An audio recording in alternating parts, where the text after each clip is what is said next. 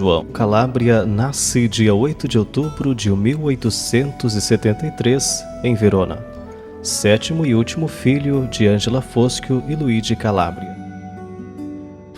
A família Calabria, como muitas famílias daquela época, conhece uma pobreza extrema, sobretudo depois da morte do pai Luigi. No Beco Disciplina, para ele não há mais lugar. Durante um período de tempo, ele é aceito como hóspede junto com a mãe nos matronéus da igreja de São Lourenço, adaptados para hospedagem pelo pároco Padre Pedro Scapini. Em 1892, supera, com a ajuda do Padre Scapini, o exame de admissão ao ensino médio no Seminário Episcopal de Verona, começando a frequentá-lo como externo. Junto com as matérias da escola, o padre Calabria aprende da figura paterna do padre Pedro Scapini a ideia de uma igreja como casa dos últimos e de um sacerdócio vivenciado no amor aos pobres. Dedica seu tempo livre aos doentes. No seminário, os formadores parecem não favorecer as intenções do jovem Calabria. É muito ascético, até ridículo, tem pouco engenho e sua saúde é fraca. Ele é destinado ao serviço no Hospital Militar de Verona. O relacionamento com os colegas inicialmente é difícil. Como cabo, ele não é enérgico e frequentemente será objeto de brincadeiras. O Hospital Militar fica bem próximo da Igreja dos Carmelitas Descalços. Aqui João encontra o superior da comunidade carmelita, que ficará seu confessor e guia espiritual, Padre Natal Fada. Profundo e intuitivo, o padre carmelita reconhece logo em seguida que a atitude humilde e aparentemente piedosa em demasia daquele jovem soldado nasce de uma autêntica e quase inata sensibilidade ao amor do próximo. Terminado o serviço, volta às aulas do ensino médio e se torna clérigo.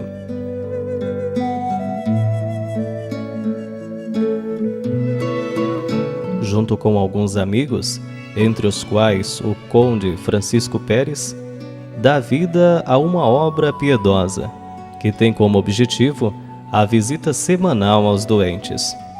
As regras da obra são definidas pessoalmente por João.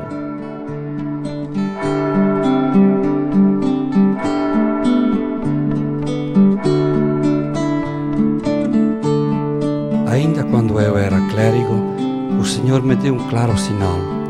Fez-me encontrar na porta da minha casa um pobre menino de cerca de 5 anos, abandonado por todos, que eu acolhi e coloquei no meu pequeno quarto. Ei, João, você entendeu quanto Deus lhe queria. Em 1901, ele é ordenado sacerdote, superando as resistências dos superiores. O bispo Monsenhor Battiglieri disse a seu respeito: admitimos tantos clérigos doutos, vamos admitir também um piedoso. Na casa do Pai há muitas mansões. Celebra a primeira missa na igreja de São Lourenço e se torna vigário coadjutor na paróquia de Santo Stefano, num bairro popular de Verona.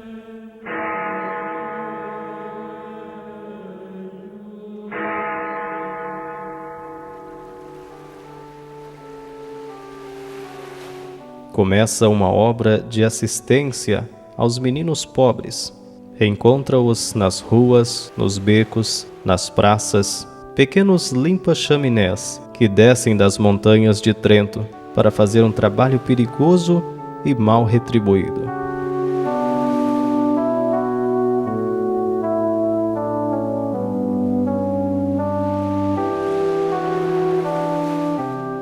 O seu coração sensível e a sua experiência de pobreza fizeram com que ele entendesse que o homem não precisa só de alimento e vestuário, mas também de decência e dignidade. Oferece-lhes um lugar para pousar, acolhendo-os em sua casa no beco Fontanelli, ajudado pela mãe de 70 anos e por uma amiga de família, na expectativa de encontrar para eles um lugar em algum instituto. Em 1907, ele é transferido a San Benedetto al Monte, onde constitui o primeiro núcleo da obra dos Buonafanciulli.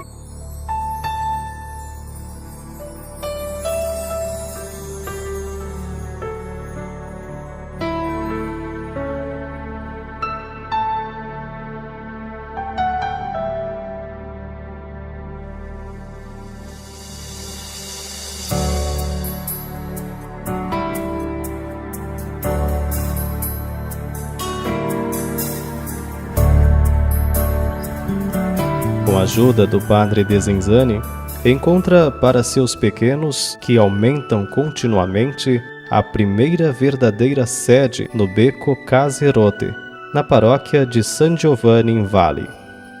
No ano seguinte, se torna necessária uma casa mais ampla. Os meninos já são 22 e mais outros gostariam de entrar, mas não há meios. Dia 8 de maio, morre sua mãe, Ângela, e à distância de uma semana foi posta à venda a casa de San Zeno Monte. Ela é adquirida com a ajuda do amigo Pérez. Será a casa de João por toda a vida.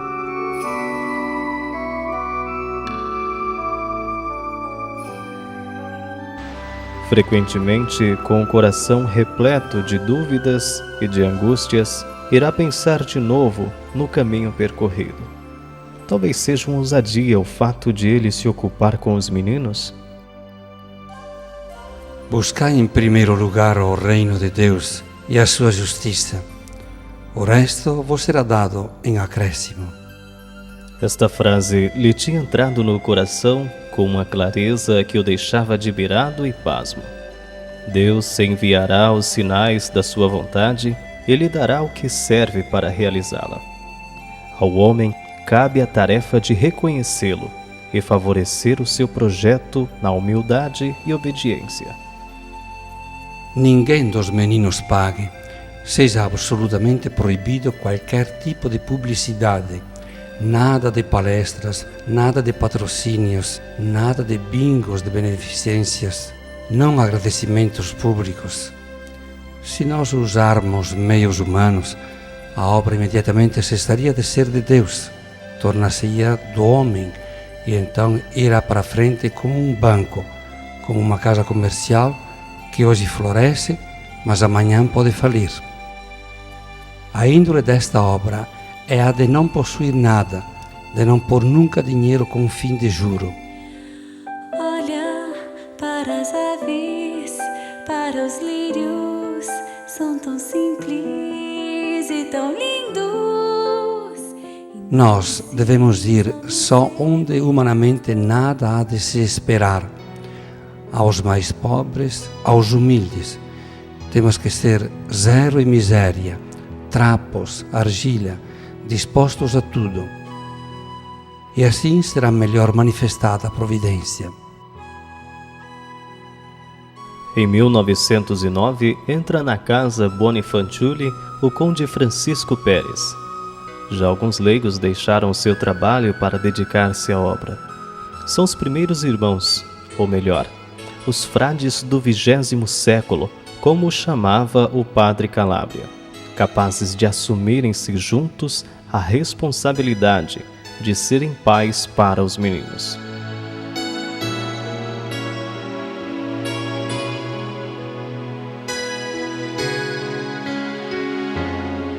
O padre Calabria tinha hesitado a acolher o conde Francisco Pérez. Pensava que a sua riqueza teria ofuscado a providência. O conde então irá vender todos os seus bens e doará o fruto para a casa de São Zeno. No ano seguinte, toma vida o ramo feminino da obra, as primeiras irmãs.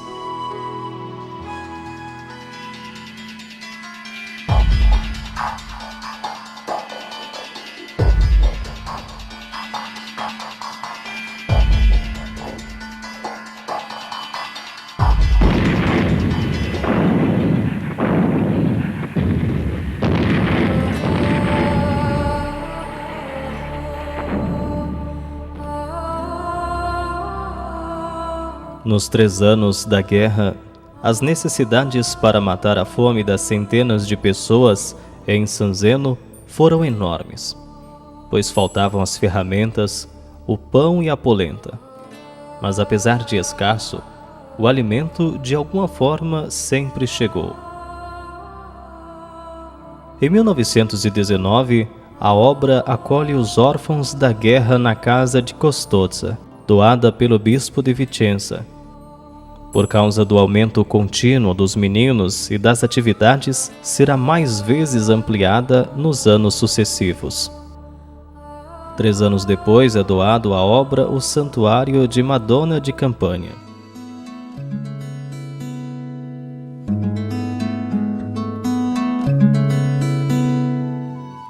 Para os jovens e os colaboradores, o Padre Calabria é um pai atento e solícito, capaz de compreender seus dotes humanos e espirituais.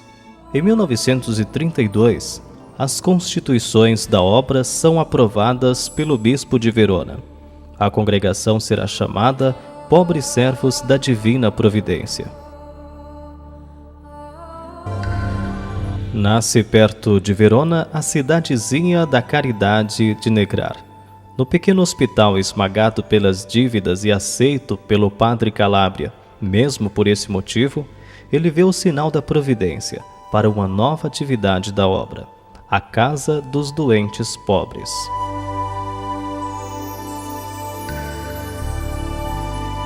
No ano seguinte, ele envia ao Padre de Zinzane, primeiro sacerdote colaborador do Padre João e agora missionário na Índia, 4 irmãos. Eles levarão a obra na diocese de Hyderabad, trabalhando nas classes mais pobres, os párias. Esta primeira experiência missionária será infelizmente breve.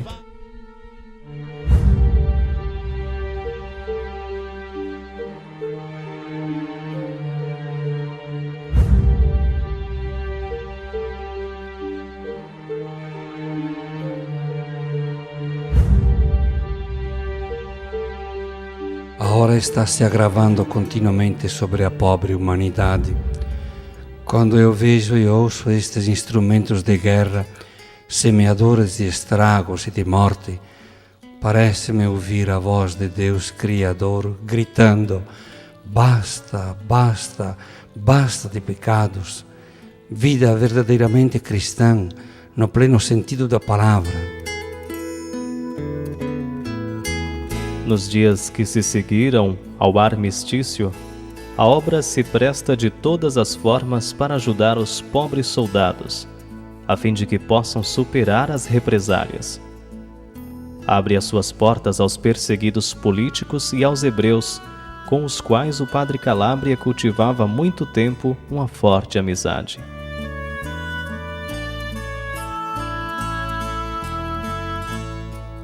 Nós temos que ser faróis acesos na noite escura do mundo, na família e no escritório, na profissão que vocês exercem, no ambiente de trabalho. Quanto bem podem fazer. Sejam vocês os primeiros a dar o exemplo. A idade já avançada, as tantas dores físicas, as preocupações pela obra não o impedem de continuar a notar com sensibilidade de ânimo, que o põe em estado de ansiedade e de fibrilação, as desgraças e calamidades que atingem o mundo inteiro. Sempre mais frequentemente confia aos amigos prelados e religiosos que é necessária uma reforma profunda de toda a Igreja Católica, a partir daqueles que a guiam. Estamos indo ao encontro de uma ordem de coisas novas. Quer-se renovar tudo, e nós também temos que renovar-nos. Ou renovar-se ou perecer. Não há outra saída. Para os sacerdotes e os religiosos, publica um livro no qual convida a todos, inclusive a si mesmo, a retornar com mais convicção às fontes do Evangelho.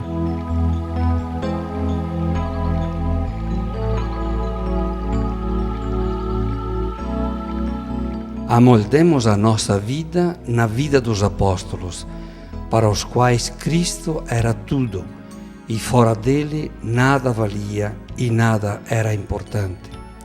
Ou se crê ou não se crê. E então, se não se crê, rasgue seu Evangelho.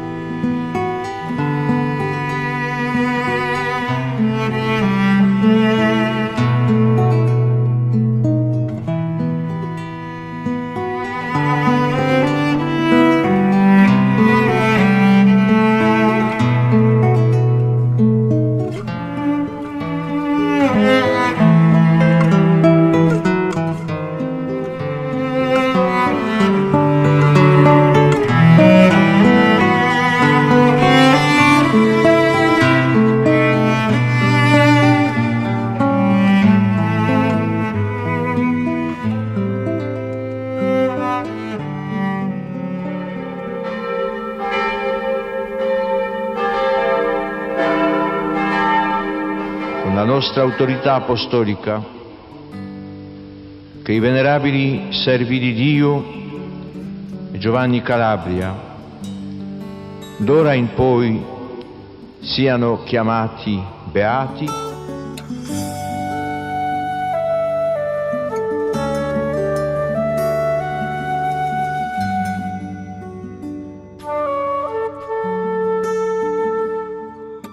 Ioannem Calabria et Augustinam Liviam Pietrantoni, sanctos esse decernimus et definimus, ac sanctorum catalogo ascribimus, statuentes eos in universa ecclesia inter sanctos pia devotione recoli debere, in nomine Patris et Filii et Spiritus Sancti.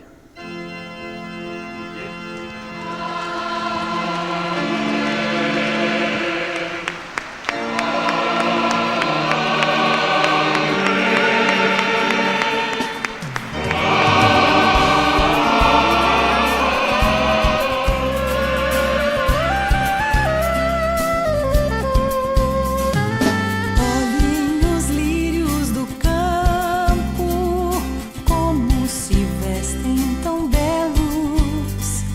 Dizem que nem Salomão teve esplendor tão singelo. Dançam felizes onde nasceram e não conhecem da vida o desterro. Olhando longe não se confundem, não se preocupam com outros perfumes.